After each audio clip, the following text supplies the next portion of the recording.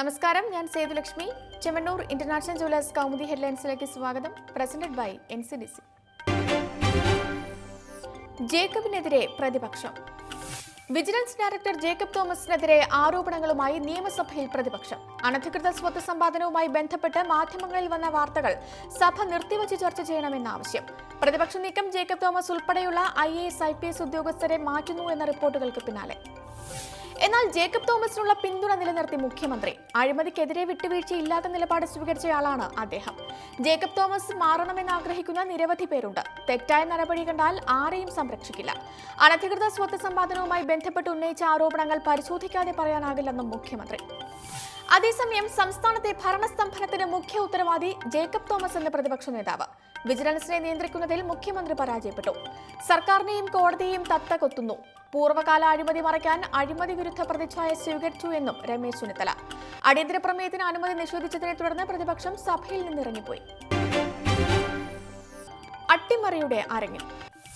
പഞ്ചാബിൽ കോൺഗ്രസ് സർക്കാർ അധികാരത്തിൽ. ക്യാപ്റ്റൻ അമരീന്ദർ സിംഗിന്റെ നേതൃത്വത്തിൽ സത്യപ്രതിജ്ഞ ചെയ്ത് 9-അംഗ മന്ത്രിസഭ. നവജോത് സിംഗ് സിദ്ധുവിന് ക്യാബിനറ്റ് പദവി. കോൺഗ്രസ് സർക്കാരിന്റെ സത്യപ്രതിജ്ഞാ ചടങ്ങിൽ മുൻ പ്രധാനമന്ത്രി മൻമോഹൻ സിംഗും ഉപാധ്യക്ഷൻ രാഹുൽ ഗാന്ധിയും. അതേസമയം അട്ടിമറി നീക്കത്തിലൂടെ ഗോവയിൽ ഭരണം പിടിച്ച BJP സർക്കാരിന് ഇന്ന് വിശ്വാസ വോട്ടെടുപ്പ്. 40-അംഗ നിയമസഭയിൽ നിലവിൽ ഭരണപക്ഷത്ത് 22 അംഗങ്ങളും കോൺഗ്രസ് പക്ഷത്ത് 18 പേരും.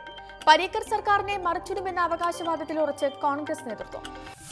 സംസ്ഥാനത്ത് വിശ്വാസ വോട്ടെടുപ്പിന് കളമൊരുങ്ങിയത് ഏറ്റവും വലിയ ഒറ്റകക്ഷിയായ കോൺഗ്രസിനെ മറികടന്ന് ഗവർണർ സർക്കാർ ഉണ്ടാക്കാൻ BJPയെ ക്ഷണിച്ചതോടെ. നടപടി ചോദ്യം ചെയ്ത് കോൺഗ്രസ് നൽകിയ ഹർജിയിൽ സുപ്രീംകോടതി സർക്കാരിനോട് വിശ്വാസം തേടാൻ നിർദ്ദേശിക്കുകയായിരുന്നു. ക്യാമറയിൽ പതിഞ്ഞ തെളിവുകൾ.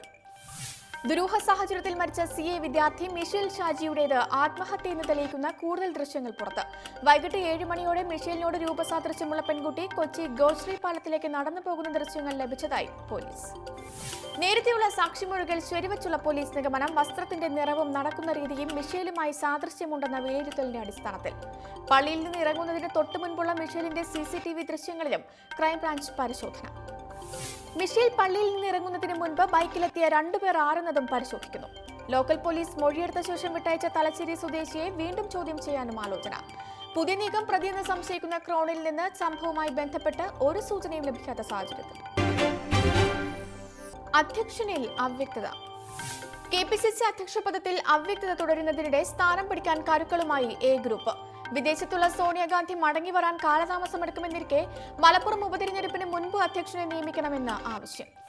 പദവി ഏറ്റെടുക്കാൻ ഉമ്മൻചാണ്ടി തയ്യാറാകാത്ത സാഹചര്യത്തിൽ MM ഹസന് താൽക്കാലിക ചുമതല നൽകിയേക്കും. പ്രസിഡന്റ് പദം വേണമെന്ന I ഗ്രൂപ്പിനോട് ഉമ്മൻചാണ്ടി നേരത്തെ ആവശ്യപ്പെട്ടിരുന്നു. എന്നാൽ ഇക്കാര്യത്തിൽ അഭിപ്രായം പറയാതെ തീരുമാനം രമേശ് ചെന്നിത്തല ഹൈക്കമാൻഡിന്റെ പരിഗണനയ്ക്ക് വിടുകയായിരുന്നു. ട്രംപിന് വീണ്ടും തിരിച്ചടി.